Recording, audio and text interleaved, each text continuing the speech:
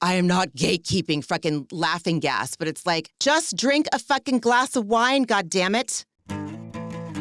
It's time to take A Therapeutic Dose, a prescription-strength reality TV podcast that explores the intersection of reality TV and therapy. Possible side effects may include entertainment, strong emotional reactions, and/or laughter. Here are your hosts, Ramona Ramirez and Margie McGee. Hello, everybody, and welcome to A Therapeutic Dose, where we meet at the intersection of reality TV and therapy. I am Margie McGee, and with me, as always, is my dear friend and co-host. Hello, I am Ramona Ramirez. Hi. Hi, it's episode 100. Episode 100. Oh my God, I keep forgetting. It's our centennial. Yay. Oh, That's congratulations. crazy. Yes. Congratulations. We did it. Yeah, We're we doing did it. And it's my favorite. It's my favorite thing. I love it so much. I love getting to talk to you about this. It's my favorite day is podcast day. It's a highlight of the week, for Yeah, sure. I agree. And I'm so happy our 100th lands on something like fun, like a Yeah. summer house, like pastel reunion moment. Yeah. That's great. I noticed that when I was taking notes, because, when I take notes for a Beverly Hills, like the Beverly Hills reunion, it took so long just to get through 5 minutes of the episode. Because, when I press pause to catch up with my notes, I can see where I am, and I'd be like, oh my God, I'm only 9 minutes in. And I would look and see how much was left. I was like, how am I going to do this? This one, I was like, 24 minutes in. Okay, In fairness, I do think this could have been done in one episode because we had an hour and a half of Andy entering in a robe, petting a sloth. Then he greeted everybody. Then everyone sat down and he greeted them again. I was like, can we get on with it, guys? But I did enjoy, I love a Cadbury mini egg color palette. So I was do too. Really enjoying the aesthetic. I didn't like the fact that it looked like a retail store, though. They could have, I do feel like they fell short on the bed. I mean, they're in New York. There's incredible set designers out there. I feel like somebody could have had anyways, but it was. I know. Everyone looked gorgeous. It did, because the set Stunning. was kind of crummy. Everyone's dresses and suits really got a chance to shine, and they all looked gorgeous, I thought. Everyone looked beautiful. Some of the blush, I felt like made some of the women look like they were on the edge between rosy glow and sunburn. Listen, I would much rather have a heavy blush than I would no blush. Mm-hmm. Let's just make sure that heavy blush is blended. No one called about this. And Look, I also, when you spend that much time at the beginning with nobody talking about anything of substance, all there is to do is look at how does Gabby's dress stay on? Is it just it's tape? But Gabby's dress I wondered if there's a metal claw or something that bends to hold it in form. I don't know. Yeah, I'm sure she had the there's one that boning. I'm sure there's padding. It was structured.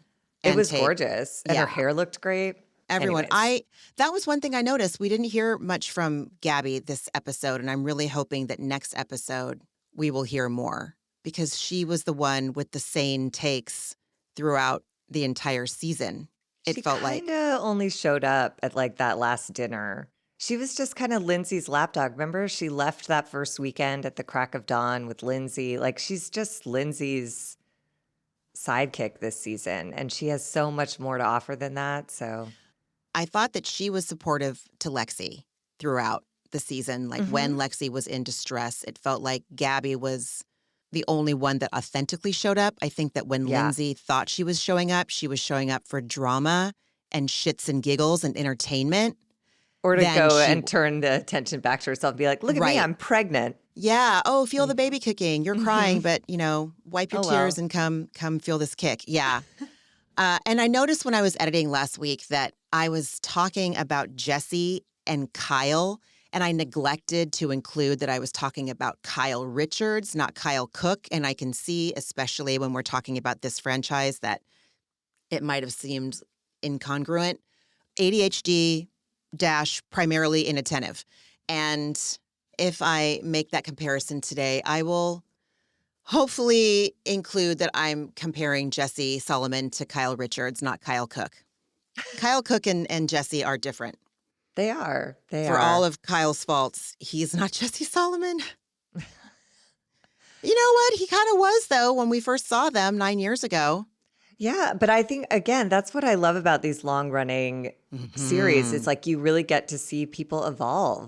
And it is like watching paint dry or grass grow, but it's once a Jesse Solomon is introduced that we realize how much Kyle has grown up. Yeah, you're right. Because he still is, he's in Club Send It looking like a moron, but he's legitimately weeping at this reunion when Ciara's in pain, and he's becoming a more thoughtful individual. But again, it only really shows up in sharp contrast to Jesse Solomon. Yeah.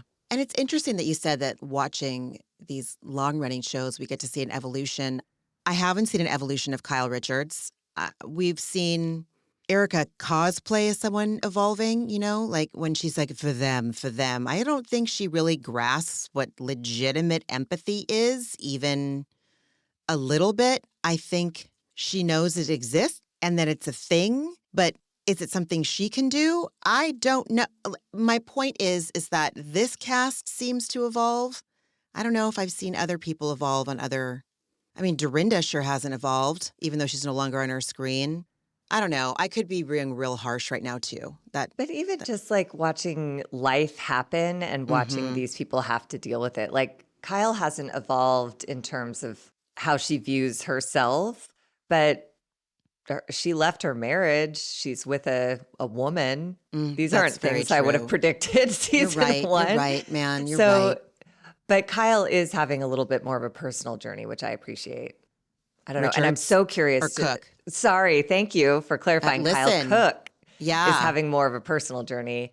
I was intrigued at the end. They always tease it and edit it in a way that makes me want to come back for more. But teasing the second half of the reunion, we hear Amanda say, like, I had one foot out the door. And I was like, ooh, I wonder what that was about. Dude, I don't know. I know. I'm sure it was for 10 minutes and it was, so lame.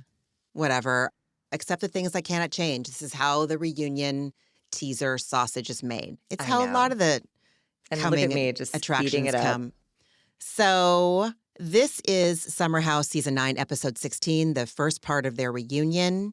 Amanda and Paige have the coveted positions of they're flanking Andy. Ciara is sitting next to Carl, but it is not a soft launch. Oh, so lame. Lindsay and Gemma are doing well. And Andy reminds West that as opposed to last year's reunion, West can use his voice and talk more in this reunion.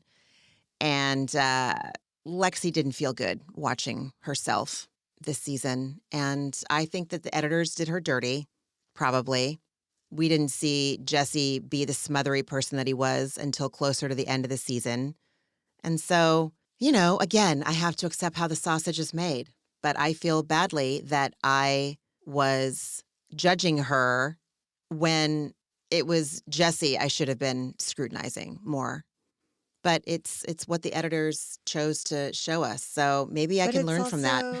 Well, and it's human nature. It's what all the girls in the house experienced too, because we all knew Jesse. So we're skeptical of this like young influencer. Get out of here. And then it's like, oh, wait a minute. Our old friend is actually the problem. My God. Yeah. Andy Paige says package. To Paige that there's been a lot of press about her breakup with Craig, much of it focused on him feeling surprised by the breakup.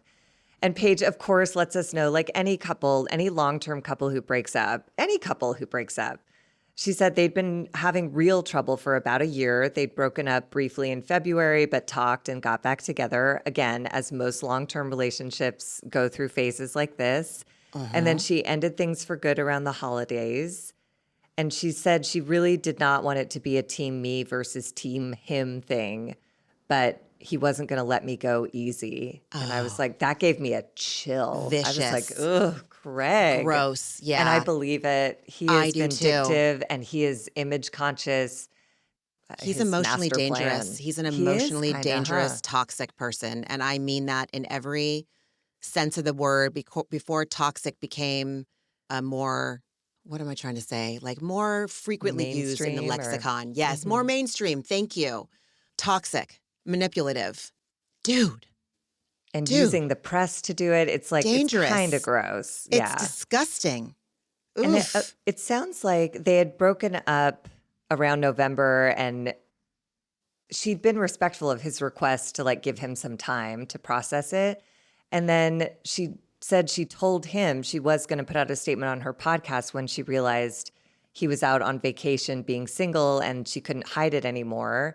And rather than answering to social media posts about why is Craig at a bar with girls' arms around him, she didn't want to address it that way. So she did it on the hugest platform she has, which is her wildly successful, reaches millions of people podcast, which makes sense. And I liked her angle on it. She said she just wanted to let it be known publicly that they were officially over. So he was fine to be out and doing whatever with whoever. She was Seemed real clean. altruistic. Yeah, that's She the was word, real clean about it. Mm-hmm. It was factual.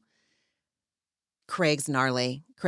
I would be, how do I say this? I would be untrue to myself if I didn't share the thought I had when Andy congratulated her on her successful tour and that she's a New York Times bestselling author. And the first thought I had was, you know who's not a New York Times bestselling author? Lala Kent. Lala put her book out and went, wah. I don't like Lala. And the Schadenfreude made me happy. And that's something I can work out.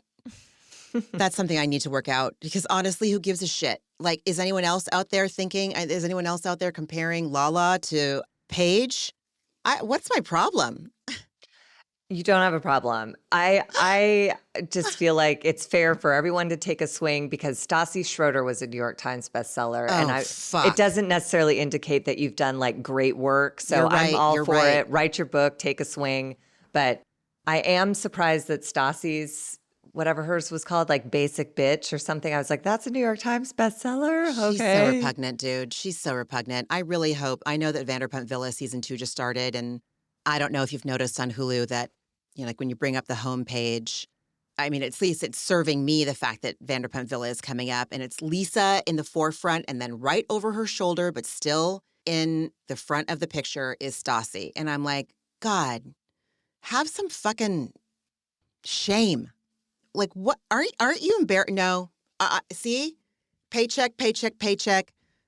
Media. I don't know why. Yeah. And it's also her character. Like, Yeah. it's Stassi. I know. Shame doesn't occur to her. You're Are right. you joking? You're right. It's like, yeah. And I think Vanderpump Villa, it's already been fully released. I can watch anything, and I could not get through one episode of the first season. I was so bored. I was so immediately sick of Lisa Vanderpump. I couldn't stomach her. I don't like it when she's like, when she's playing herself, when she is herself and she is above everything and knows it all. I'm fine with that. Like that scene, remember when the Toms met her late because they were all hungover at some like design shop in Vegas. They were trying to make design choices and she was like, shut the fuck up. You guys are late and you don't know what you're doing and you're welcome that you're here while I open your bar for you. I can handle her like that, but when she like plays herself, I can't stand it. So they lost me. I don't know how desperate I would have to be to put that on. I don't want to think of the state of mind. I'd have to. There's so much good TV on right now. Exactly. There's way too much good TV for me to turn on. Yeah, especially now that it just seems like, okay, let it go, dude. Let the mouse go. Oh, I don't want to quote Sutton either. You know, there was a lot of realization going around, at least in Reddit. Oh my God, I'm going all over the place, but that's okay. Come with me on this journey. Come with me on this journey of sidebars. People were saying, you know what? My favorite thing about Sutton was her friendship with Garcelle. And now that that's gone, I don't like her. And I thought, holy shit, it's the truth. Like, I'm not interested. I thought if Garcelle loves you, there must be something really good about you. And I can settle in. And this is not to take away from her deep, profound traumas.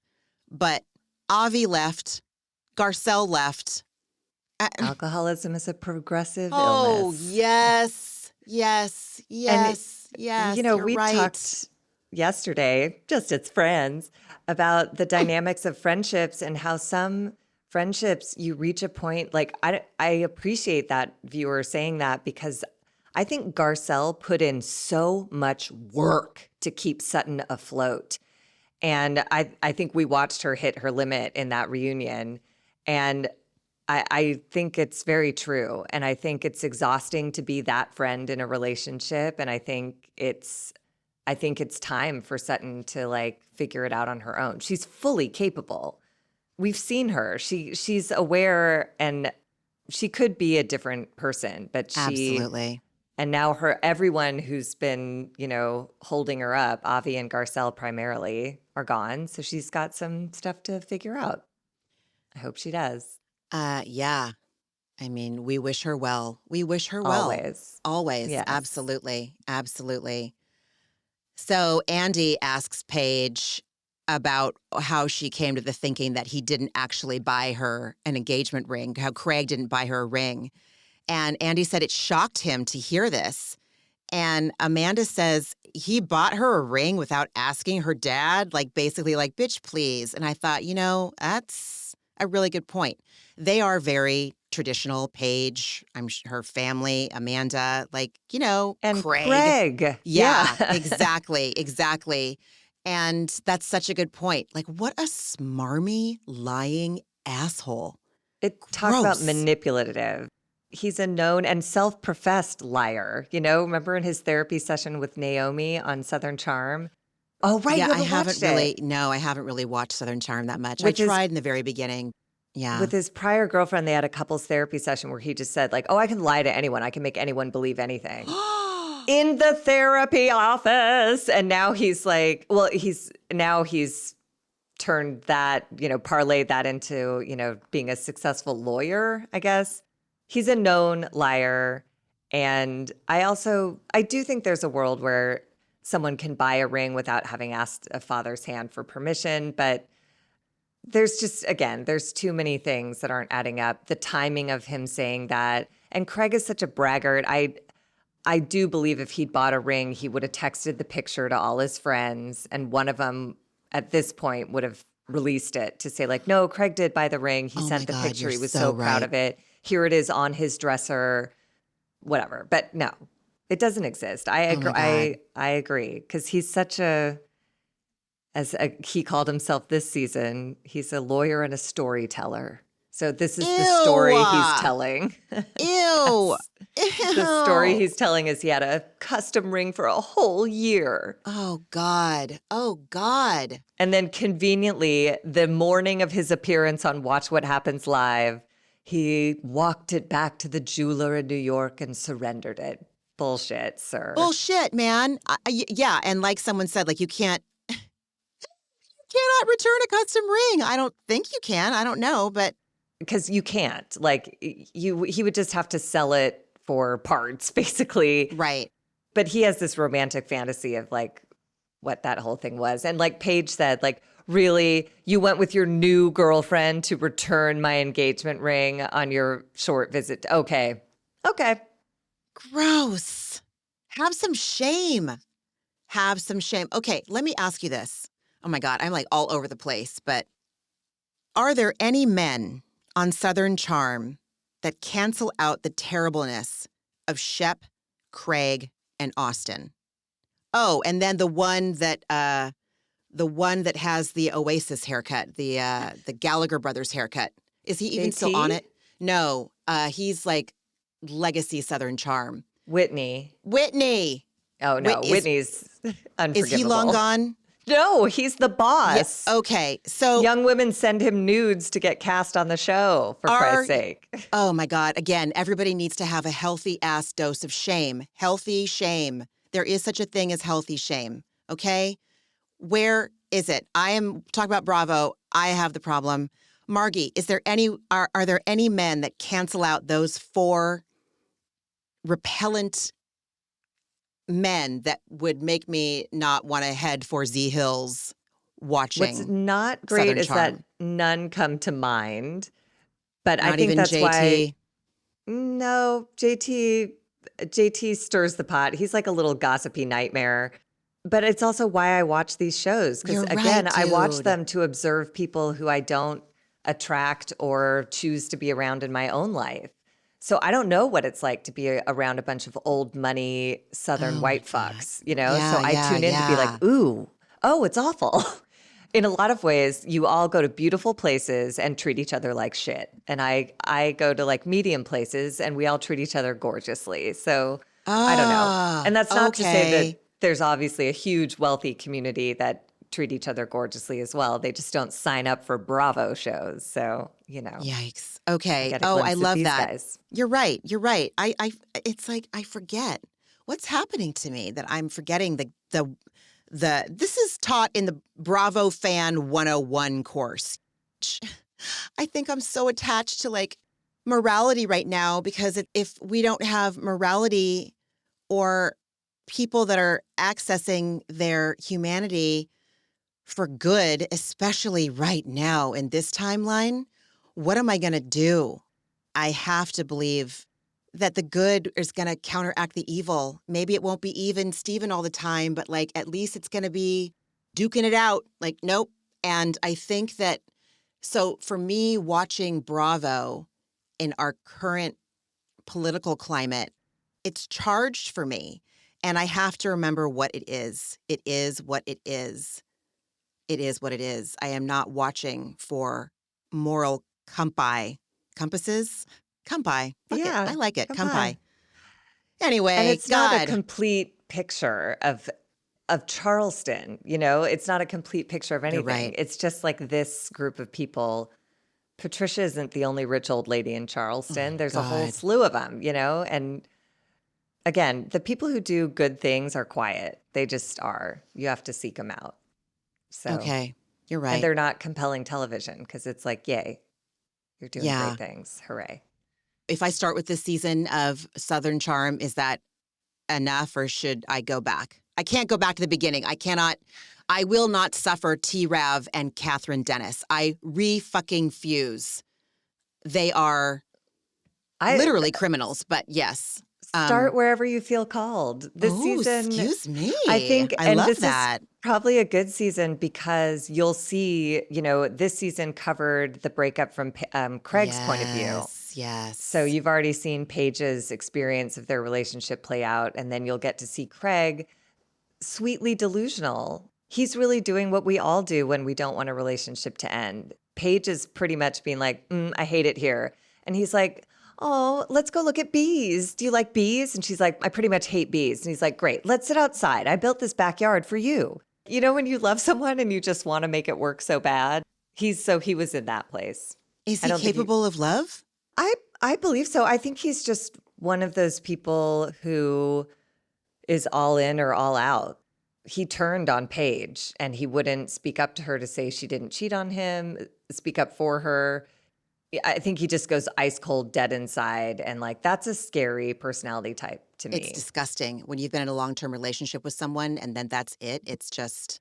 I mean, I've been dumped enough times to feel like I understand where he's coming from, but I wouldn't insist on that being my public stance. That's what I'm saying. Like there's like taking behind space. The scenes, I would be petty as fuck and hurt and broken. Right. But when you're a public-facing person and have been for a decade, you know better, sir. You've watched your friends go through breakups. You know what the fuck you're doing, and it's gross. It's also false. You weren't surprised. You didn't buy a ring. You're just lying to us, and that's creepy. And he's too cute. He doesn't need to do that. He could just be like, yeah, we were struggling, and I thought we'd make it through, and I'm completely brokenhearted. And he'd be so much more sympathetic than this icy behavior. Well, he's gotten away with it for this long. True. And so it's working for him. Yeah. Oh, God. Abandon hope, ye all who enter here. So then we pivot to West's package, at least his first one, as far as we know. Andy asks West, were you surprised by Ciara's greeting in your first weekend when you guys were all reconvening? And she didn't want to hug you. And West said he didn't think that they would be besties, but he thought enough time had passed that they'd be cordial. And he said at this reunion, he didn't realize the damage that the New York Times article did.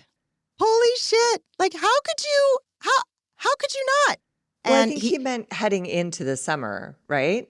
Not in that moment. Yeah. Yeah. Oh, he meant heading into the summer, I think. Yeah. He knew he dug his own hole. He was afraid to say that they were in different places, which was his truth. And he got a lot of shit after the reunion. Last year's reunion, he tried to be respectful. He thought he described a breakup in general. And after watching this season, he got a better understanding of how his behavior last year was hurtful. And he looked at Ciara and gave her a genuine, heartfelt apology, which I had suspected was going to happen. Your move, Jesse. Your move. This is all it takes. And West came back into probably a lot of people's good graces last night because of it. Maybe not like where he was, but I was glad to see it. I really appreciated the words West chose in his apology. He said, I know why it hurt you, and I really, really apologize. And that is so simple and direct, and he said it to her eyes. And I believe he really meant it. And I think that will go a long way toward healing their friendship and certainly toward healing his public image. And I believe he really learned from his mistakes, not entirely, baby steps. That apology made me feel like, oh, you know what to say because you really want to mend this. And I thought that was sweet. I did too. I was going to ask you a question about, so this whole segment, the West and Ciara segment, started with regard to Ciara swatting away West's hand. God, so and stupid. I've seen that clip 10,000 times, and that is not how I perceived it at all. Not at all. She gently tapped him on the chest, which I thought was actually quite endearing, while with her other hand, she moved the hand that was reaching out to hug her away. There wasn't swatting or slapping. Like, I don't like the characterization of that. What was she supposed to do? Right. Is she just supposed to push her boobs against his chest and be Right. okay? Like, what do you guys... I didn't like that. He didn't even do the prerequisite dude thing like, can I get a hug? Even if he had said, can I get a hug? I would have done the same thing. I would have gently moved the person's hand away. I don't know why that really bothered me. I was just It like, bothered why? me too. It wasn't Unless accurate. I'm missing something in the playback. I'm like, where does she swat him? I only see her do a loving pat on his chest while she guides his hand away from a hug because they're not there yet. I mean, she just created a physical boundary. She wasn't comfortable hugging him. She didn't want to hug him. I don't know. I think you could chalk that up to like low-key 8-point typeface misogyny, to be honest. A little bit, yeah. right? And Yeah. Ciara almost like addresses it because Andy next asks her if she agrees with Jesse that swatting West's arm away was a little extra. So stupid and rude. Oh my God. And she says basically she did not consider it aggressive or out of line in any way. And I was like, I agree. And like, can we get off Ciara being like painting her like she's some shrew? I know. She's seeing her ex for the first time. It's bound to be awkward. And she didn't hit him. I don't know. I don't know why I got so hung up on that. I was like, I agree. What are we talking about? I agree. Absolutely. And then we get a little filler moment here where Andy asked Jesse if he was surprised that West couldn't find the words to defend himself at that first dinner when Ciara was confronting him about the articles and whatnot. And Jesse says not only was he not able to find the words, he took a 20-minute break and returned with nothing. And then we get this long flashback sequence to the dinner where West does indeed leave the table for 20 minutes. And everyone kind of hoped upon his return, he might come with some words of resolution and this could be a turning point. And he just sat there like a little bump on a log. I don't know if it was conflict avoidance or quite honestly, I think he did the right thing by waiting till the next morning to talk with her privately. But it did make me laugh. 20 minutes is a long time. Yeah. Especially when there's camera crews all around you. It's like, dude, Yeah. what are you doing? Yeah. Lindsay got up and took a dump Oh my God. in the interim. It's crazy. Oh my God. I know. Kyle opines that West not saying anything even after the 20-minute break made things worse.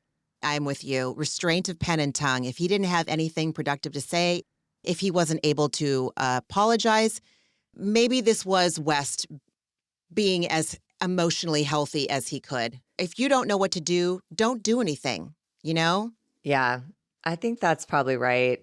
But I do also understand Ciara kind of wanting, this is a group of people. They all went through that relationship and breakup together. So I can understand where it would have been meaningful to have him had prepared. Like the fact that he didn't see this coming in any way is like, dude. I know. West reiterates that what he said in the press that was really dismissive, saying like our relationship ran its course. And as we learn more and more about how close they were, it's like, that's not a run its course. Like you let her get really close to you knowing that she wanted commitment and you slept with her and then just left. Anyways, Ciara asked West, how can he always have something to say in the media but be caught off guard when he's asked to speak up interpersonally? He said that he was just trying to talk in a general way in the press. And she said, that's fine. But if you can talk in the media, then you can talk face to face. And I was like, yes. Yeah. If you can find words and articulate them to the New York goddamn Times, not that they're and perfect. multiple yes, publications. Outlets. He was on the cover of everything for months. It was self-serving. I'm with Ciara that like, that's nice. Go like enjoy your fame, but also have the conversation with the human being who's in front of you. Thanks. Exactly. So Megan from Boston asks Ciara, after you read West for Filth, we saw you upstairs telling Paige you wanted to make out with him. Now, I don't remember that at all. I totally do. I don't remember it. I don't understand how I don't remember it. They showed the little clip. I know they should. I don't remember when it happened, like the first time. And Andy asks Ciara why she felt like this. And she said she felt bad for chewing him out, but felt sad because of so many memories. And she felt like she had to switch into a different mode. And I so related to this. She couldn't be a softer person of herself because that is how she is. She is soft and vulnerable. And if you prove to be an unsafe space for her to do that, she's going to protect herself. And I get that 110% in my bones on a cellular level as she shares more, emotionally sharing, I might add. We'll get there, but we learn why she's like this. And the fact that she is as emotionally intelligent as she is, given where she's coming from. Your move, Sutton. Your move, Jesse. Your move, West. Your move, everyone. This is what vulnerability looks like. Including the part of wanting to make out with him. Like it's complicated. And I'm sure being back in that house where their relationship like blossomed and was so fun. It was so fun last summer. Remember? You know, like I can imagine that was, you know, she said she was conflicted. So that covers it. And West, I again believe him. Maybe I'm a fool, but he said he was surprised seeing that, and that whole episode helped him see a different perspective on the whole thing. Like he's so maybe simple is the word. Like he was just like, that's done. What's next? New girl, new girl, new girl, new girl. So I think he hadn't considered like that this might be more complex for someone else going through the same experience. At the age that he's at and the age he was when he and Ciara were together, it just seems pretty on par. Yeah, it's the right age to learn this his emotional capabilities seemed pretty, but yeah. Oy, oy, oy. And then Paige says that Ciara would never have gotten back with West in a serious way, but she's human. And when she saw him for the first time in a couple months, it's normal for feelings to come up when you see an ex. It just is. Oh, and then this just broke my heart. Maggie from LA had a question for Ciara. Was it harder to deal with this breakup with Wes because there was drama with your family at the time? What was going on? And Ciara shared that towards the end of her relationship with West, her mom got married again. And it sounds like I don't know, I would think if she's already been married multiple times, we can gather this is probably a third marriage or more. I don't know how many, but it does sound like, yeah, her mom has been married a number of times. Yeah. And this was the most recent as she's going through this breakup. The timing's tough. And it sent her into a tailspin. You know, she doesn't have the capacity to get to know her mom's new husband. Ciara doesn't talk to her dad. They're estranged. Hardcore relate to that. And she and West had a friendship. They were in a relationship, but they had that friendship bond too. So they would be able to talk about family dynamics. But at that time when she needed him, she felt like he had one foot in, one foot out, and that he wasn't there for her. Oh, God. And then he's like, listen, you had your phone turned off for 2 weeks at Christmas.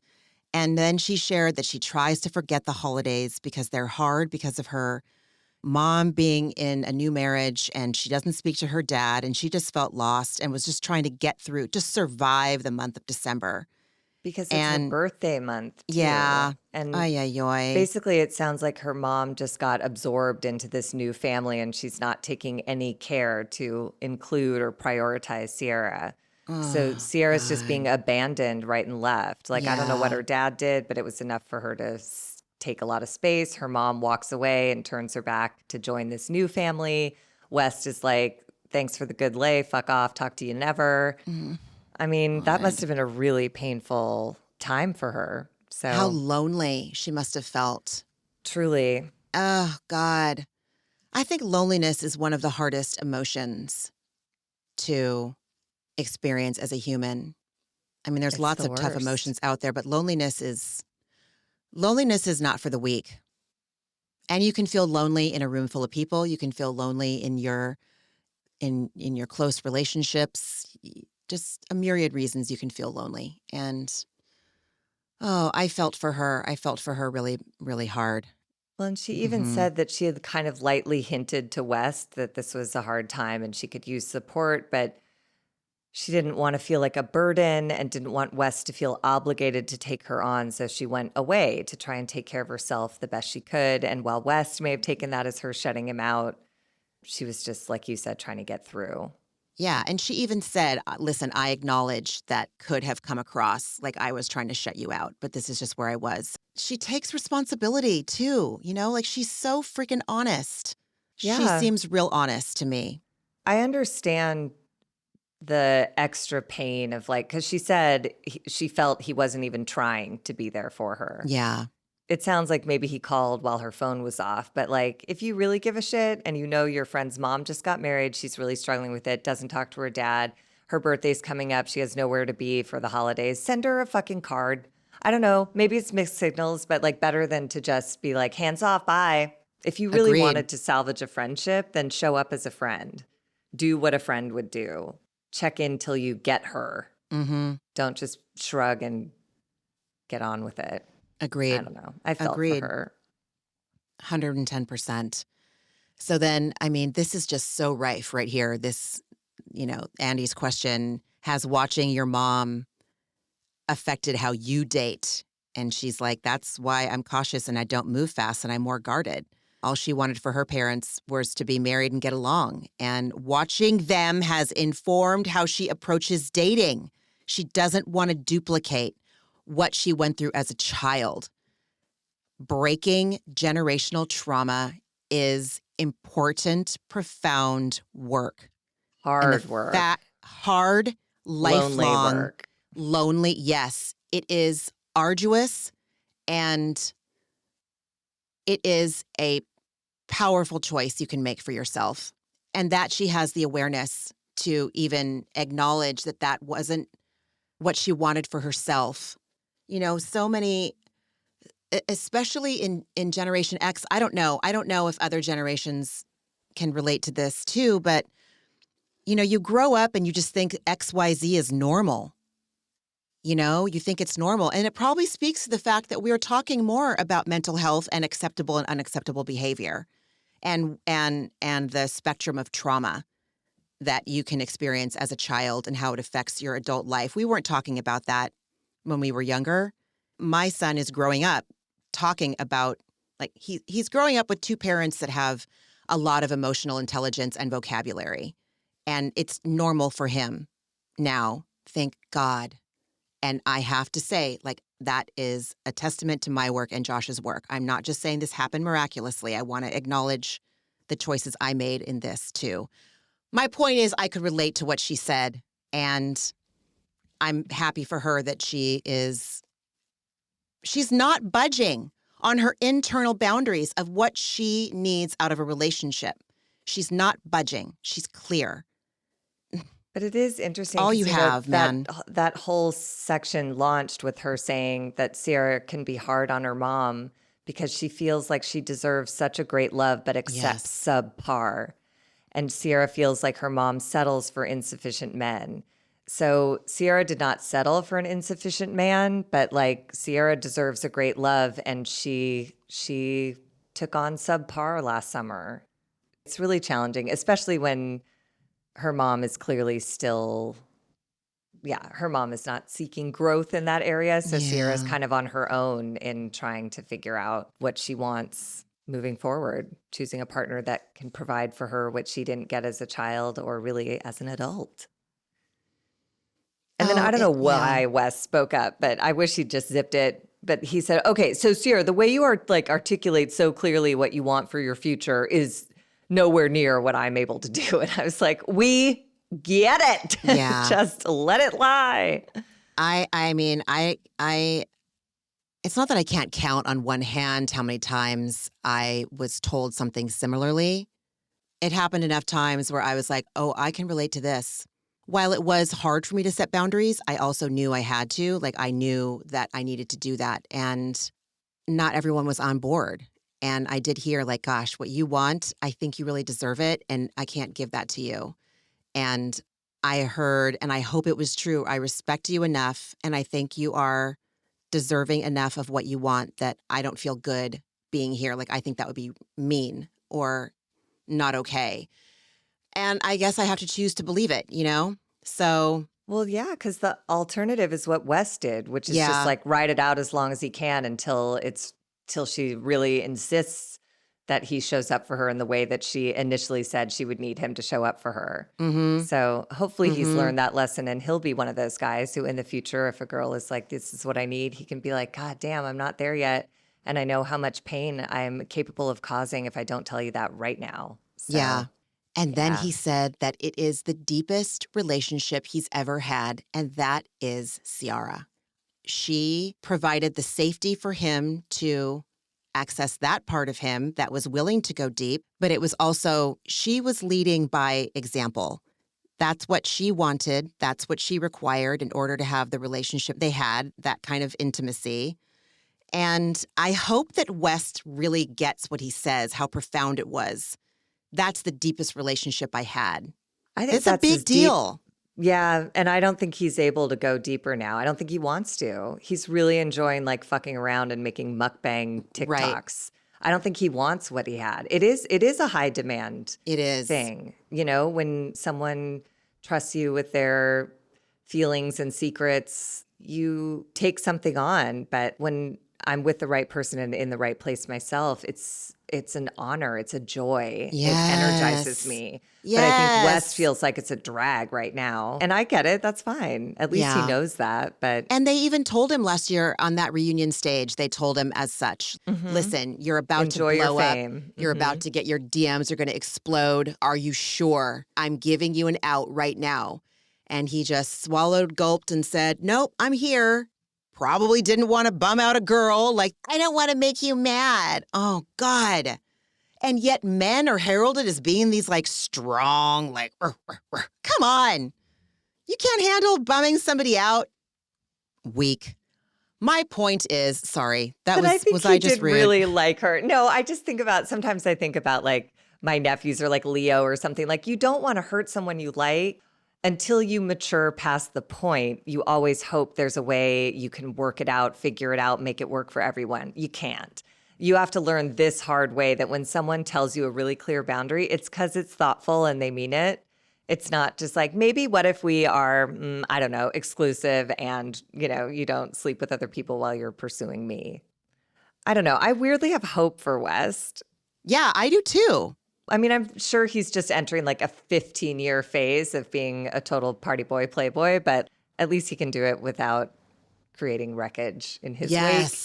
Yes. Do it without creating wreckage. Just be honest with other people. If they're into it, great. If you meet a handful of people that were like me, like, I can change him, you know, that's on them. That's on them. If you're clear, as long as you're clear about who you are. And that actually is another good point. People also tell you who you are with their actions, not just their words. That is another way of communication, is through actions. So, man, I it's okay. I have compassion for myself that I didn't pay attention all the time.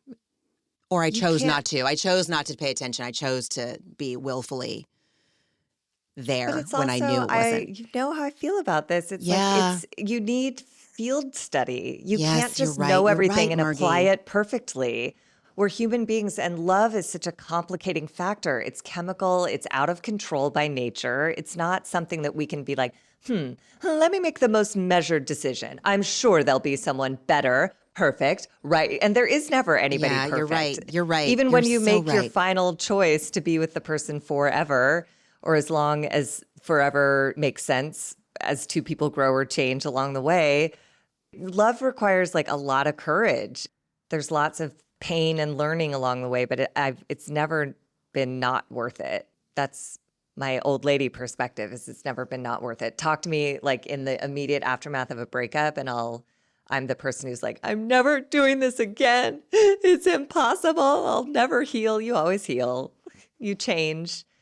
It's, that Japanese art form that I love so much, Oh, kintsugi, that's where the right. ceramics break and they seal the cracks with gold Yes. Oh to my make God. a new and beautiful piece of art out of what was shattered once before. So anyways, I did love West for saying he missed his friendship with Ciara, and that's when he said he never had a relationship so deep, and he apologizes again for all of his miscommunications, and he wants her to know he never wanted to hurt her feelings or disrespect her. And Ciara basically says, time will tell if this friendship is viable. And that is that's the hardest thing to hear on the heels of an apology, is like, and now we'll see.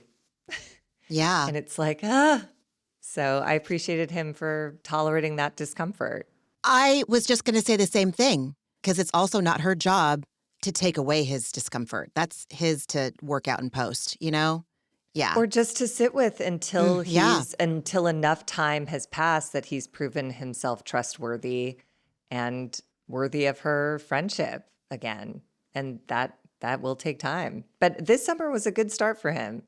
He was respectful. He was watching her for signals of how much she was willing to receive of him as a person, as a personality, as a friend, as a whatever. So I thought that was a nice little resolution. And then they take a break. And I liked Lexi for leaning over to say to Ciara, you're really strong for sharing all that. And I just I wrote, I loved like it. Lexi. I do too. I think I do. Because even though they're about to get into it later, like Lexi can live in the truth of each moment. And in that moment, whatever residual beef she has with Ciara wasn't relevant, because that Yes. was intense what So Ciara she put shared. aside her ego in order to acknowledge what Ciara did. Because what Ciara did was she just was vulnerable for a long time on this fucking soundstage in front of her ex-boyfriend and everyone who watches this show about her personal life, Her her parents relationship with her parents. abandoning her. Yes. That's not the story you want to share. It's the story that helps other people, though. Yes, it When really you does. share your, how would you categorize it? Like your truth. When you share your truth, somebody else who's out there having the similar truth is going to feel less alone, and it might help them. It might help them, period. I don't have to say anything more than that. Yeah. Yes, as Yeah. my astrologist says, the most personal is the most universal, It's true. I mean, that's what my favorite thing was about going to 12-step rooms was the sharing, knowing I wasn't alone, hearing other people describe my exact feelings, and maybe like the little details didn't look the exact same, but the motivation and the response to whatever was going on, I could relate to. We didn't grow up in the same houses, but they knew what I grew up with, Oh, it's so powerful when you experience that. So Yeah. we learned that like LVP is butt dialing Andy, like of all, like while a reunion's going on. She's so lame, dude. She's so lame. And then Imrul comes out. Yay. Honestly, Imrul. Imrul could not. What a redemptive 5 minutes for this young man. My God. He's wonderful. And I don't know if I don't know if he would go back to the show, but Andy welcomed him in a way that made me feel hopeful that maybe there's still life for Imrul if he wants to take it. But it does sound like this was kind of catastrophic on a family level in some ways for him. So I don't know if he'd go back anyway. And I'm of the opinion that he didn't even need to be redeemed. He came in fully honest about who he was. No, okay, of course, fine. But mostly that he got edited out. And I guess if I were Imrul walking on that stage, that would fuck with my confidence and fuck with my head. If you were there for the last 4 episodes and you didn't see a whisper of your fucking existence, like that's weird. Yeah, it is. But he weird. just walked on stage and was like, look, I led with the orgy information and I brought a bunch of girls home, not an exorbitant amount, 4 in the course of like 6 weeks, which, for people that age, fine. But he understands how he got pigeonholed as the orgy beast. And then we learned that he'd only been to one orgy, like that the sex party he'd gone to just the weekend before was his first. And he says he realizes in hindsight that hooking up with so many girls did impede his ability to connect with and get close to his housemates. But again, I see it from both sides. If I'm in the house and all I hear is a headboard, when they said we knew Imrul was done you're in right. the threesome, I was like, oh, and that had been going on for 3 weeks prior. I wouldn't wake up the next morning and be like, hey, buddy, I'd be annoyed and like a little grossed out. I feel like if he'd done his first summer focused on getting to know the housemates and his second summer was orgy beast summer, it would make a little more sense. But I don't know. It's a lot. It's a lot of traffic in a share house. It just is. Yeah, I guess I can see that. I think I was thinking because the hookups were after hours and people were asleep. But if the rest of the house is constructed like the front door. Well, and they weren't asleep. Maybe the walls everyone was awake when they all heard them finish. And Jesse said to the group, I'm going to bust in there. So you're right. The group was hanging out and Imrul had 2 girls in his room, which again, everybody's a good host. I love that. What a sweetheart. I just listen. Oh my God. I'm all for it. Like live your best, fullest life. I really believe Imrul is a wildly dimensional human being.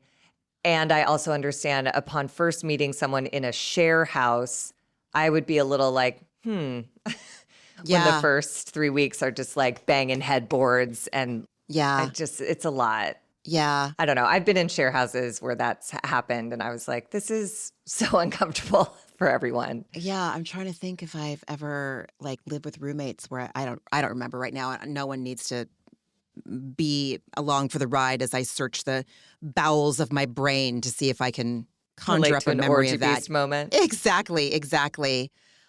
And then we learn about his family's reaction to the show, which totally broke my heart.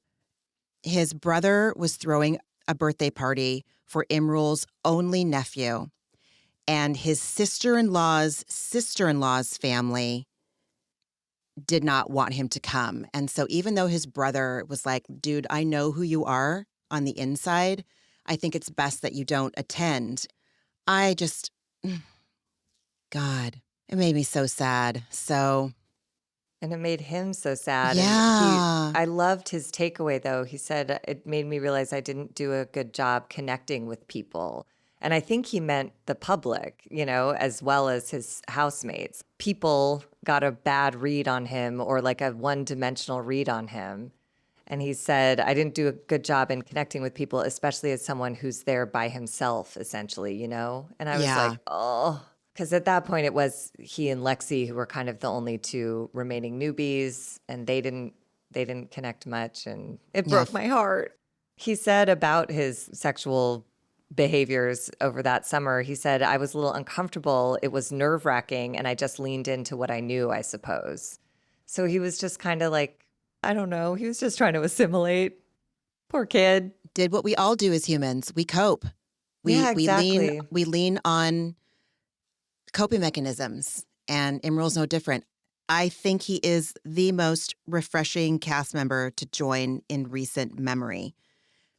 I know he, the first weekend that they were all getting to know him, he led with the sex party, but he never seemed full of ego when he was describing anything like, oh, you guys don't do this, or oh, you guys can't handle it, or you guys should come and see what it's like. Like, he wasn't trying to sell anybody on his lifestyle, on his choices. No, You but it know? is, remember Jordan, who was in the summer house, who was like, oh yeah, I was like on a bunk bed and a girl sucked my dick and I kneed her in the throat, or like, remember that guy? It was like, and then I fell Jordan. on another girl and my dick went up her butt. Like the guy who told Oh, all these like God. ridiculous. I don't remember that guy at all. What? Maybe his name wasn't Jordan. Now I feel crazy. Anyways. No. They'd been in the summer house with a personality like that before. And again, I'm projecting that on them. When his introduction happened and he talked about the sex party, I was like, oh no, it's another one of these guys who's just going to talk about sexual conquest. My Jordan, or whatever his name was, trauma emerged from there. So whatever, I think everyone's really clear. And Imrul, I would so much rather have an honest person like Imrul in the cast than a liar like that other kid, whatever his name was, maybe Jordan. Anyways, I'll look it up. That's exactly what I was trying to say that you said much more eloquently. And Lexi, again, she says, listen, we could have been more curious about you and asked you more questions and been open to learn more things about you other than just that you like sex parties. But she finished her thought by saying, but with so many girls coming through, it was hard to talk about much else, you know? That's a good point. But this is where I love Lexi for saying, like, here's where I know that I was insufficient and here's why I lost track in the way that I did. And I was like, oh, so clear for a 26-year-old? My God. Exactly. Compare and contrast with West. Is it Right. a man-woman thing? I don't know. Could be. I don't know. Probably I is. don't think so. I don't know. I'm just speaking from my experience, man. Yes, mine as well. But I also know I wasn't seeking out like emotionally mature. I was like, Oh, God. I had the best intentions, but it didn't always work out. What are you going to do? What are you going to do? Up. Yeah, it all led me to where I am today. Anywho, we moved to the Jesse and Lexi package, the Lexi package, if you will. And Andy says, Jesse, after knowing Lexi for 24 hours, you told the guys you could see yourself falling in love. Holy shit. Ugh. Now I'm starting to get all tinfoil hat about this because he did know, he's like, I hear there's a girl coming and she's hot. I wonder if he did just decide that he was going to come in this summer and do what Wes did and get a hot girl who dated David Beckham's kid and, you know. Oh, my God. And Drake. And he could add his name to the list of boys that this girl, like, I don't know. I don't trust Jesse at all anymore. I don't either. I absolutely don't. I don't think he's ice cold and manipulative like Craig. I just think he's so immature that he cannot be trusted. He literally needs someone to put him in timeout every time he lies so that he learns to stop lying. You cannot do this, sir. Dude. But he made me laugh because Andy asked, what made you so sure that you were falling in love? And Jesse said he doesn't really like a lot of people. Bullshit.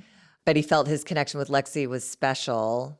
And the only other love that he'd had was that first love in high school. But again, I give him a pass because then he got testicular cancer. And it came back. And like that, the terror of that existence is something I pray that I don't ever have to know and that nobody should have to know that. That's awful. Yeah, you're right. You're right. My God, Ramona, my short-term memory is just, it's a little impaired lately. But yes, you're right. Every time you bring that up, like, oh, okay. Yes. And it's not just like he went abroad. It's like you're sick. You are ill and death is like knocking at the window going like, I'm coming for you, buddy. Like when you're a kid. You're right. It must have been absolutely terrorizing. But I do think it left him like deeply immature. So I think his understanding of love is whatever that high school relationship was. And I don't think he understands that anything can or should go deeper than that. Here's hoping, man. Here's hoping. You deserve it, Jesse. You deserve it. You know, you deserve to let go of your high school love experience, trauma, and you deserve to live your life as a healthy, cancer-free man. And And now he has to learn what everyone else learned from ages 16 to 26. Yeah, exactly. It's not going to be as hard as you think. That's the thing. It's not going to be as scary and uncomfortable as you think. It might feel scary to be vulnerable. It might be uncomfortable to be vulnerable. It's not that big of a deal when I look back in hindsight. Well, he just has to decide what he wants more, whether he wants a genuine connection with another human being or if he wants fame. And I think he wants fame. Yeah. Again, like West, I don't think they want to do what it takes to like get to know someone, care about them, think about them. And Yeah.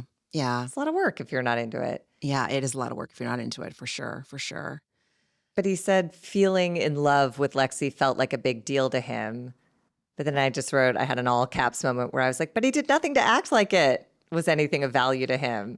She was out of sight, out of mind. He was lying and omitting truths, calling her for being out of line, for holding up West when he was drunk at a bar. Like, he didn't act like it was a big deal at all. Ugh. Yeah. And then Andy asked West, have you ever seen Jesse this head over heels with anybody? And without missing a beat, Jess goes, yeah, Paige and Ciara. So everyone else can see the immaturity in Jesse, but Jesse is taking himself very seriously, so he can only see himself as a victim. And that has not changed. Yeah.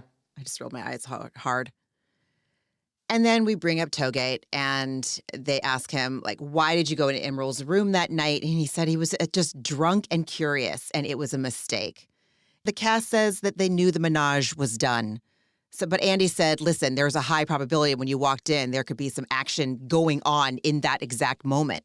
And there wasn't. So Amanda said, we all heard them finish. And I was, thank you. Okay, so this is what I mean. Yeah, by the next morning, you're not going to be like, tell me about your family, Imrul. I've just be like, I just heard you fucking come. Yeah. And I was awake and I heard all of it. And like, I don't know how to have a regular conversation now. I'm going to need a minute. Yeah. Do you need the oat milk for your iced coffee? Absolutely. Right? You're right. Oh, shit. You're right.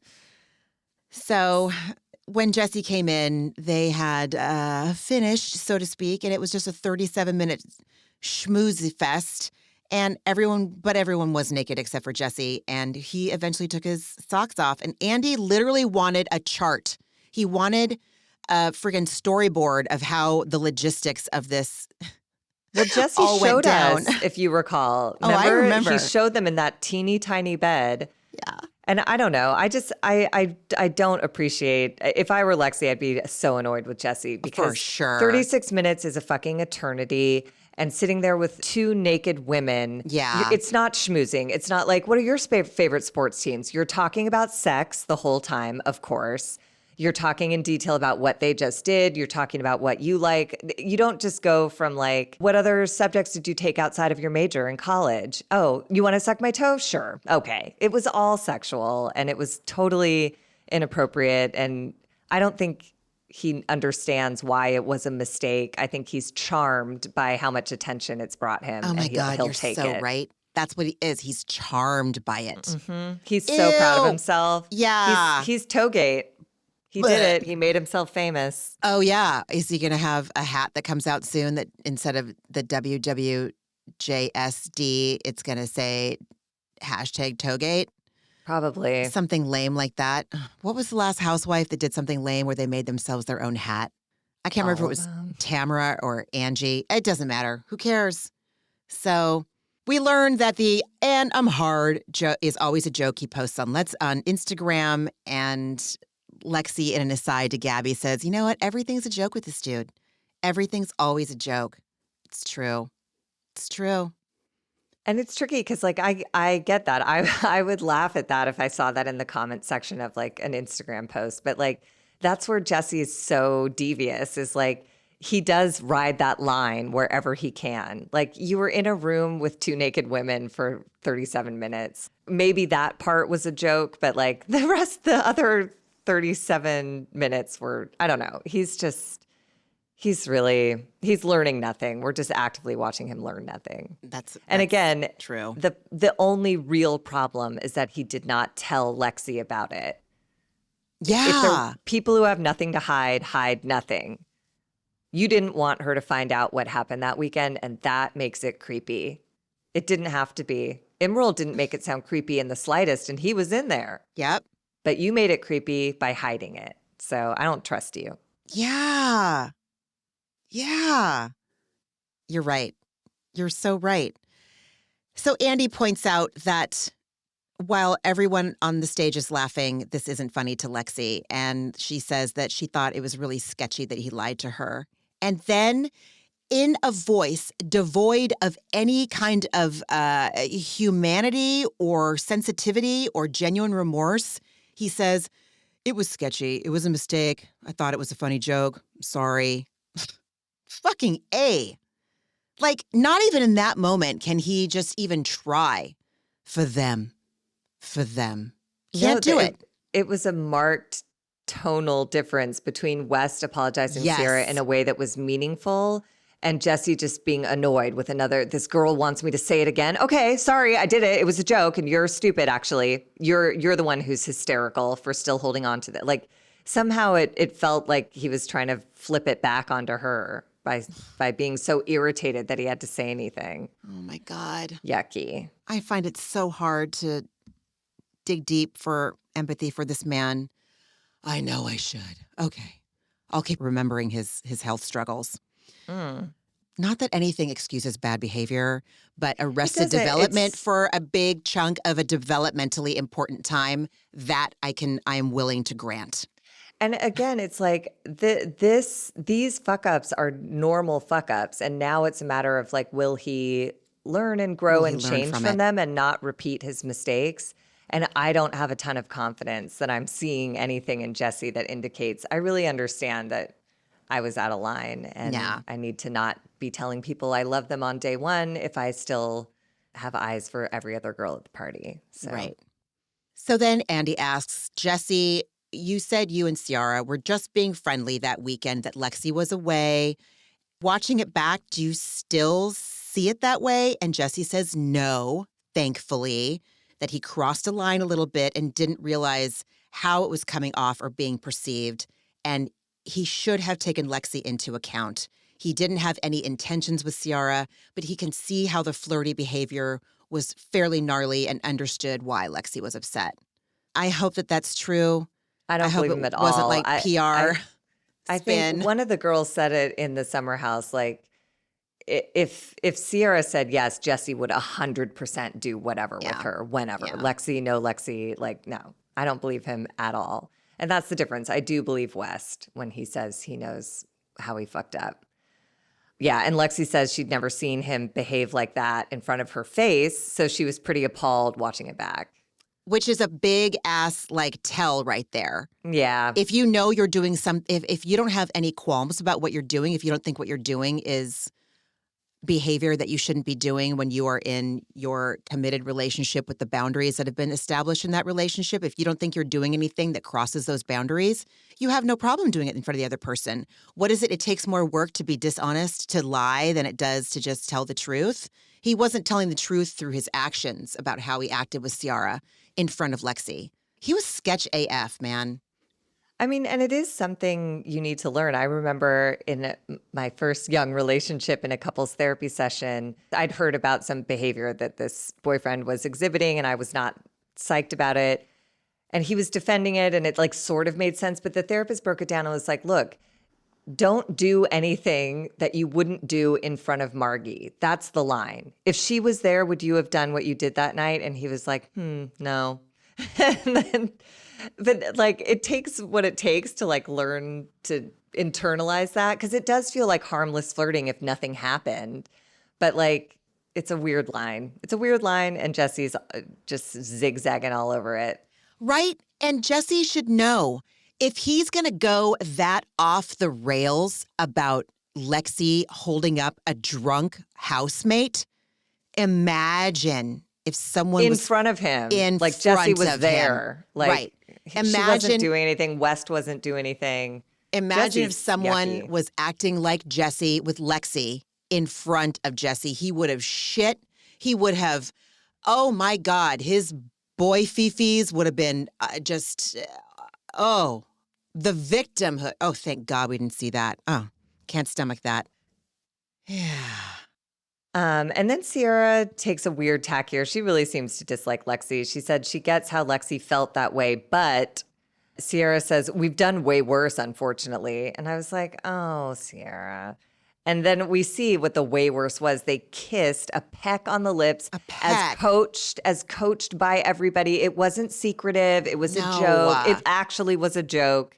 So that was just like a weird, like, you're just trying to hurt her, and like that's not necessary. You could feel the dryness in their lips when they touched. Like this was not anything but a stupid grade school kiss and makeup. Yeah. And Ciara asked West permission. Remember, like it was a whole thing. Like it was not a kiss. That was not a sexy kiss, at least. And then West is asked how it felt to watch Jesse flirt so hard with his ex, and admit he would have gone for Ciara if West hadn't called dibs. And I thought this is where boys are great, because I wouldn't have taken this so lightly, but West was like, for the record, I never fucking called dibs. And that he said, that's an original from Jesse. And Amanda laughs and goes, Jesse Solomon original, another word for a lie. And I was like, that's great. And then Ciara said she doesn't take Jesse's flirting seriously. If she'd wanted to fuck him, she would have done it before the summer to spite West. And I was like, whoa, yes. And then she just says very clearly, but I don't want to. And I thought that was great.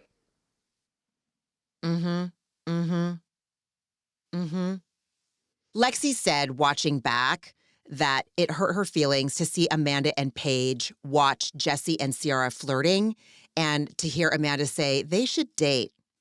And Amanda says that, oh, no, go ahead. She did say Paige and Amanda first, and Paige shut it down. She's like, I never said they should date. And Lexi's like, well, Amanda did. And then we just get like, it starts to get real chippy up there. And Amanda honestly had said so in passing conversation with Craig at a party.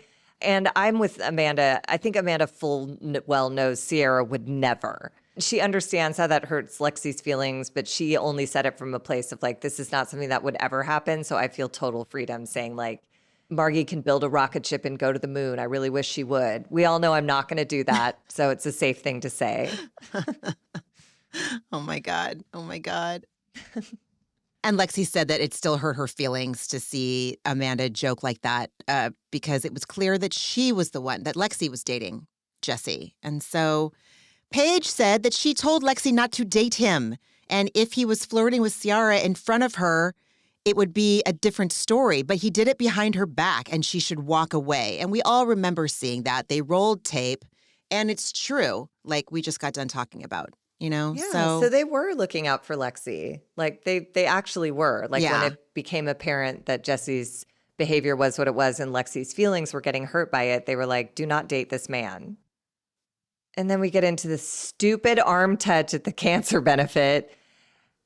And Ciara said it was super awkward and he was not joking as he claimed. And she said, again, she's so clear. She said, you probably needed to have a conversation with me about our relationship because it was making Lexi uncomfortable, but you chose to do it in a joking manner. Do not sell it to me as a joke when it is serious.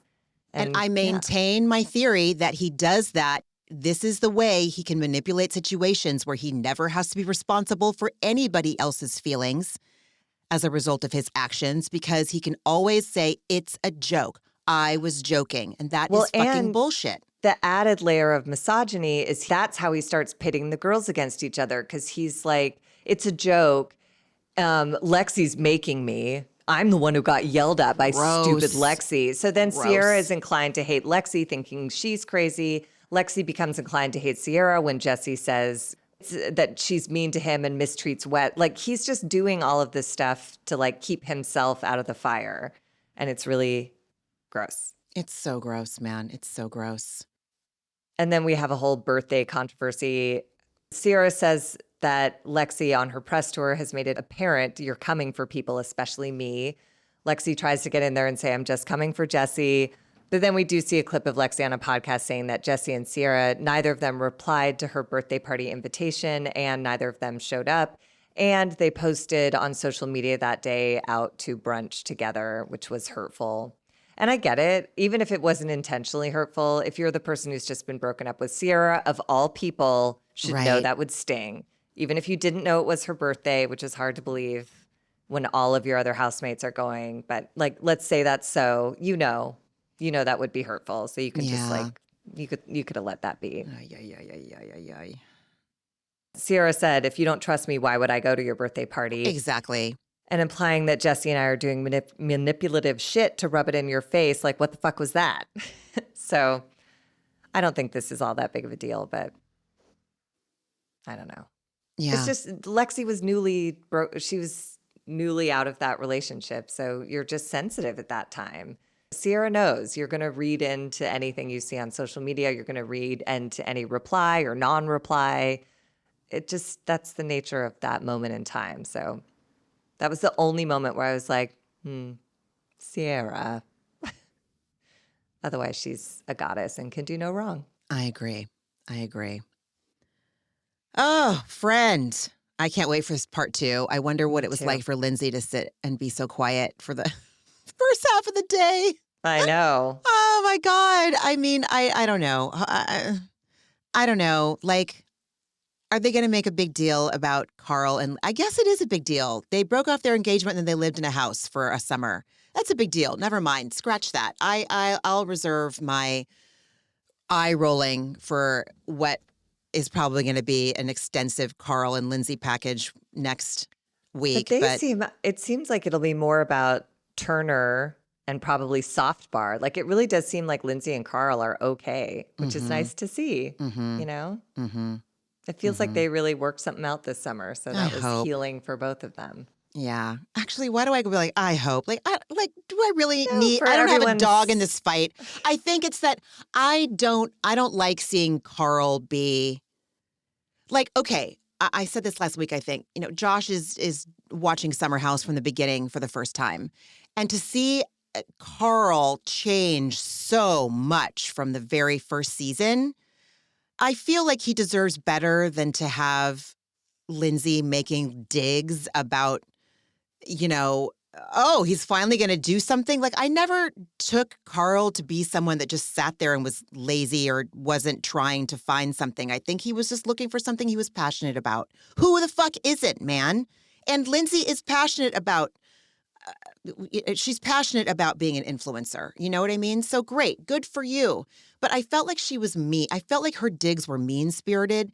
There's being broken up and being uncomfortable, having to work together over the summer. But like, she was looking for any excuse to throw him under the bus on fucking camera. It's just rude. And but so she comes off looking like the idiot because she tried to claim that he'd been having an affair with this girl who at that dinner, he's like, I reported I went on one date and will not go out. What are you talking about? I know, yeah. Like, it's just insane. She came off crazy and, and she did come off a little obsessed with him. Like, he came off as someone trying to get over her, and she came off as someone who's just like, I know what he's doing. I know who he went on a date with. Why do you care? You are pregnant and with a new man. Right. Like, when I move on from old relationships, especially in the early phases, I don't give a rip about, I don't know. It was weird. I agree. Yeah. What else did you watch? I watched Love Hotel, and then I did it. I took the plunge, and I turned on The Secret Lives of Mormon Wives. Yay. And I started from season 1, and I am horrified and yet compelled and angry. I think I'm on the fourth episode of season 2. And I think last night was the first night I took a break from watching at least one episode because Josh had to be out of town for work. And even my husband is riveted. Like, sometimes he'll nod off or be scrolling a lot through an episode of The Housewives. Not so much with Summer House, though, which I love. But for The Secret Lives of Mormon Wives, if he goes to bed and he's like, go ahead and watch an episode, and then he'll try to pick up on the next one, he's like, what's happening? I'm like, I can't possibly explain it. You're just going to have to watch the episode I already saw. So I'll scroll and I'll play my New York Times games while he's catching up. But that show, like, if you, I would never agree, well, okay, never say never, But to discuss that show instead of Summer House or even a Housewives franchise, we would have like 3-hour episodes. You can't even zone out for a minute. There's no filler in that show. Not one bit of filler. And it's so well produced. The way they use the TikTok interstitials, like every piece of it is like so well done. It's a really good show. I'm having a really hard time with it. I understand it's being packaged to us. And even the cast is just really committed and they really believe that they're showing a new side of what it means to be Mormon. And I just think it is looking for loopholes. I don't understand not just fucking leaving. People leave Catholicism all the time. I'm not saying it's not going to be hard, but they are. They're only 24 years old. Now is the time to leave. Jesse and Demi are, 30 or early 30s respectively. It took me a long time. It took me a few episodes to tell those two apart. I'm not going to lie. Oh, I still can't. It's just, I just kept looking at Josh. I'm like, it's just fucking loophole after loophole. It's just they're making Swiss cheese out of this thing. It's what they were raised in. It's all they know. It's not even like they went to a school with other kids of other different faiths or cultures or anything. It's all they know. So all they've been taught is if you leave, you go to hell. You never talk to your family again. You do not see them in the afterlife. You're erased. So I see why it's so hard for them to break away. And that's why I think it's so compelling to watch them do it. It's tearing Velcro apart. It's not like you can just cut it and go. It's pulling apart a lifetime of a belief system. And you are going to lose your family. Like you are. If you actually leave, people stop talking to you. And that's cult shit. It is, but if it's your family, that's all you have. God. Like, and again, it's not just your family. It's like everyone you've ever known your whole entire life. Like that's why it's so, the stakes are so high. And I appreciate that all of them, the ones who are making an effort to break away from bad people and bad belief systems anyway, I thought I was going to like Whitney. And then I was like, you are a terrifying person. You are, she's an emotional terrorist, in my opinion. Just with a little blonde haircut and a lot of judgment and crafts for her kids. I don't know. Oh, I think she's I was about to say something really terrible. I'm not going to say it. I have a hard time watching the scenes with her kids. That's all I'm going to say, is I have a hard time. That's all. Okay. What do you mean? Like, I don't, oh, fuck. Okay. I want to preface this by saying that. You don't have to. I didn't mean No, to. I understand the discourse around judging other moms for the way they mom. I think moms are held to a ridiculously high, unrealistic, unreasonable, cruel standard. I don't like it when I see parents. Okay, I can put two parents together. I don't have to just point out a mom. When she was at that weird salt, it was called Purity, by the way, that salt healing place that they go to, where Heather and who else went there in Salt Lake City. It doesn't fucking matter. You guys know what I'm saying. When the kids are like throwing salt out in the hall or, I don't know, doing whatever, and she's just having a conversation. Listen, if you're at a kid's place, fine, do it. Drink your coffee or, oh my God, drink your swig soda that's been doctored with all these syrups. Like, again, this is just so wild. No coffee, no tea, but caffeinated Diet Coke. Make it make fucking sense. Swiss cheese, loopholes. It makes me infuriated. My point is that she brings her kids to this place that's, she brought her kids that had runny noses to the salt place. Whatever, man. Like, again, a choice I wouldn't fucking make, but who knows? I'm not the expert. But when her kids start like throwing shit out in the hall, all you have to do is get up and say, hey, the salt stays in this room. It doesn't go in the hall. Someone else is going to have to clean that up. But instead, she just keeps on talking. And I'm like, you are my least favorite kind of parent. I wonder if that's a maturity thing, though. Like, they're in their 20s. She's in her 30s. Okay. She's in her early 30s. Yes, there are like Jen and Zach. Again, we don't have enough time for me to talk about that. I am just like, my stomach just tightened just even like thinking about that. Fuck, who else is like really, really young? Layla, my God. She's what, 23, 24 by the time season 2 comes back? Yeah. 23? Already like divorced and has been shamed for it. Yeah. I mean, again, it's why they struggle to leave, because they feel like they've already, I don't know. It's interesting, but it's not necessarily light fare. It is does not leave a light scar. fare. It is hard fucking core, man. Like, it's but it hardcore. presents light. Like, I was able to watch a bunch of it, and then I was telling you they've released some more episodes, and I'm like, I haven't been able to go back yet. Yeah, like, it's a kind of a heavy lift. It is a heavy lift. I'll go back to it, but like, I need a minute. This is like TLC level trauma and dysfunction that we're seeing, but it's packaged with, Hulu had more money to throw at the problem. Hulu had way more money to like heighten the production value. You're right. It's heavy, but I can't look away.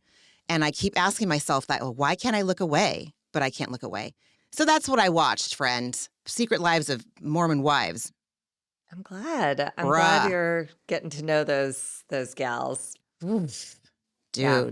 But there are some, I'm thinking about some of the episodes that I've seen. There are actually some real redemptive stories along the way. There's some interesting stuff. Have they shown any of their therapy sessions or any of that stuff yet? Yeah. In season 2? Yeah. Oh, Michaela.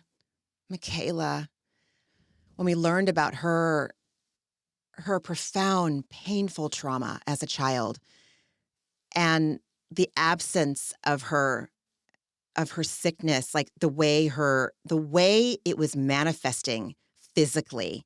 And we see it. She looks so much healthier this season 2. She even makes the connection like, dude, it was coming out in my body. It was coming out.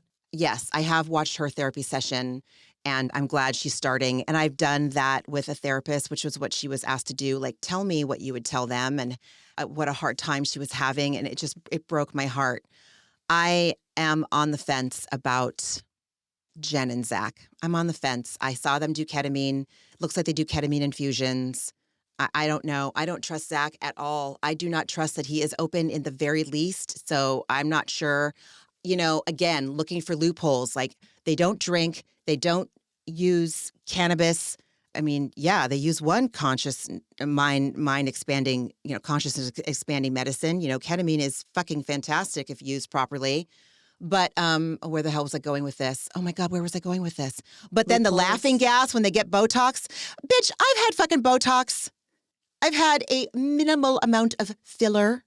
It isn't comfortable, but it don't need no fucking laughing gas to take the pain away. I used laughing gas when I was in labor without fucking epidural. Yes, thank you, without an epidural.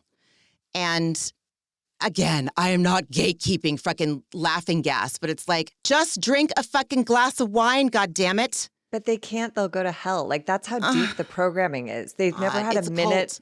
It is, but think about this is why I relate it to being raised in an alcoholic household. You don't know that you can think of yourself as anything other than a burden or a nightmare or a chore. You don't know that self-esteem is available to you, that you're, when that is all you have been raised with, it has taken a lifetime and it's still a daily practice for me to unlearn that, I don't know, like, laughing gas to them is probably what like someone laughing at one of my jokes was to me. I was like, oh, I feel alive. Like, I will chase that. You know what I mean? Like, okay. You're right. I don't know. I take it for granted. They don't know that there's options. They don't know that there's a bigger life. They've been told that anything outside of their bubble is sinful and a straight ticket to hell. And they have not been taught to think critically about, could that really be true? Do I believe that's actually true for me? And if I do, am I willing to risk losing everything I've ever known so that I can experiment and find out? Tough. Oh my God. watching the toxic patriarchy, watching Taylor's right. repugnant fucking stepfather, Nightmare. Zach should be separated from society as far as I'm concerned. That's all I'm going to say. This is not a show about the secret lives of Mormon wives. Friend, what did you watch? My God, I watched so much good TV. Yay. I watched this show called The Rehearsal. I've mentioned it before on HBO. Nathan Fielder, it's his latest show. Anyways, the finale aired and it is mind-blowing. That show is it's so one of a kind, and it pushes, like, as it relates to mental health, there's discussions around like kind of pushing the outer limits of autism. And anyways, I don't want to, not that you could give anything away. You'll never see a frame of that show coming. I every time I think I know what might happen, it's like shocking. It's incredible. But it really sort of tests I have such a clear sense for myself of right and wrong. And this show, I enjoy it so much, and it pushes me so far to be like, I know this is wrong. What's happening right now is fucking wrong on 100 different levels. And then I can't stop watching it, and then I root for it, and then I'm so thrilled it happened. And like, it's fascinating to me.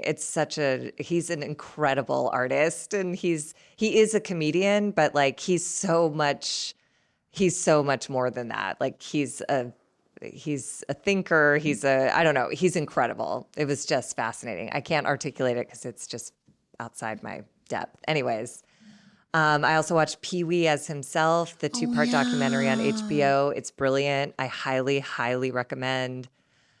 I watched Common Side Effects, which you might be interested in. It's this new animated show, also on HBO, I think. And it's funny and it's gorgeous. The art is beautiful and there's lots of action. It has 100% on Rotten Tomatoes. Like, it's exquisite. And it all centers around this guy who's discovered a mushroom that can cure all things, and all of the various agencies and people and institutions that try to get in the way of healing. That's the root of the story, but it's hilarious. The characters are so funny. It's really, really well done. It's great. I mean, to bring it back to therapy, man, I don't know if the mushrooms that you're alluding to or that are part of the show are of the consciousness expanding. Yes. Yes. I mean, it's a fake. It's a made-up mushroom, but okay. Like it's all of those things. It does everything. I remember the very first time I did ketamine. I was like, this is the key. This is the key to relieving the world of toxic male world leaders. This is the key to humanizing, to CEOs getting in touch with their humanity. You know, this is the key to world fucking peace, because it can really destroy your ego and you realize you have nothing to be fucking afraid of. Not even your pain. Nothing. I have had that thought. I still have that thought that if as a world, as a country, we could collectively do this, if it was a practice, I think it would be fascinating. I think it would be a lovely existence.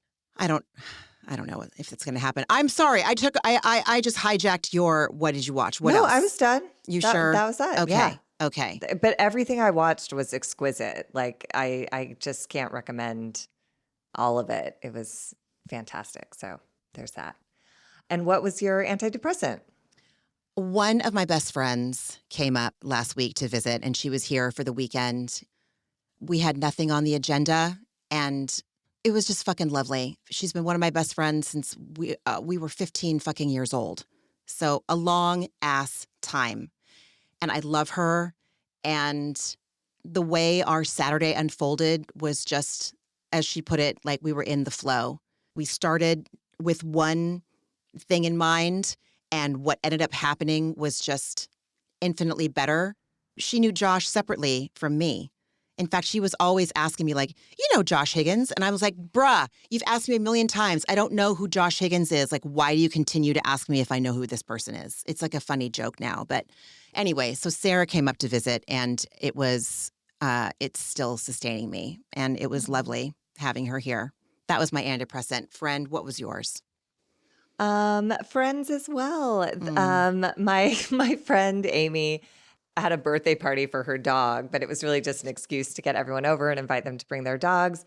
And it was just meant to be like an afternoon barbecue. And we wound up staying like all night. We like lit the fire pit and we were all just talking. These are friends for 25 years. They're all groundlings friends. So everyone's like hilarious and thoughtful and sweet and wonderful. And there were dogs everywhere and kids. And I don't know, it was just like great. And it was one of those days, sort of like you were talking about, where that was the only thing on my schedule that day. It was like, go to this barbecue. And like, I didn't think I'd be there so long, but it was so nice to not have constraints on either side. So everybody could just like relax into enjoying each other's company. It was really wonderful. And then my other little parasocial antidepressant is, I don't know if you've heard of this account. It's called Sailing with Phoenix. It's this guy who got a medical diagnosis, realized life is way too short, quit his corporate job. He worked at Discount Tires and he quit, liquidated his 401k, bought a boat. He'd never sailed before in his life, but he's like, I'm miserable in my corporate job. I'm shilling bullshit to people who don't need it. Like he talked about how, how they target people for sales. You target people who, are uneducated and in need, and you upsell that. Like it's so gnarly. And he was like, I don't want to do this. This is terrible. So he liquidated his 401k, bought a boat, learned how to sail, and then just completed a 30-day journey from Oregon to Hawaii. And over the course of that 30-day journey, gained millions of followers, sponsors. Like there was an airdrop from like Jimmy John's or something in the middle of the ocean to give him fresh food. And he's sailing with Phoenix, who is his little cat. So it's just, and then... So over the course of his 30-day journey, he's gained these millions of followers. And one of his posts toward the end, when he was about to make landfall, he was like, I just want you guys to know, like, I'm really like awkward. So if interaction, just like expect every interaction to be like awful and pretty weird. Like he's a guy who's like, he chose to be on a boat alone with his cat. He doesn't like people. And he made landfall to like millions of fans and a whole welcoming party. And anyways, his goal is to sail around the world. So he'll fix up his boat in Hawaii for a while and then start his next leg. And I just found it like so inspiring, and it made me love humanity. Like all these people wanted to follow this one kid and make sure he made it safely to Hawaii and wherever he goes next. It's real sweet. Aww. Sailing with Phoenix, that's the account. It's real cute. Yeah. All right, everyone. This brings us to the end of another episode of A Therapeutic Dose, episode 100. Congratulations, friend. I'm proud know. of us. Cheers. Yeah. And we'll be back next week. I think we're going to have a special guest next week. I'm pretty sure we're going to be able to have my husband join, my husband, Josh Higgins, and he's real excited about it. And he always has really great takes. So fingers crossed that it ends up working out. Be sure to come back next week. If you are so inclined and have a minute, have the bandwidth to drop us a 5-star rating on your preferred platform of choice. If you are even more inclined to like write something, we always appreciate that. Most importantly is just to take care of yourself and be nice to yourself and compassionate to yourself. Yeah, true to yourself. That's all I want to say. And thanks for the first 100, everybody. Yeah. And we can't wait to see you next week. Yes. All right. Bye, everyone. Bye. Ramona and Margie are obviously not doctors and do not provide medical advice. Their content is intended to be used for entertainment purposes only. It is not intended to be, should not be interpreted as, or used as a substitute for medical advice or a diagnosis of any health or fitness problem, condition, or disease, nor a recommendation for a specific test, doctor, care provider, procedure, treatment plan, product, or course of action. My mom isn't a doctor.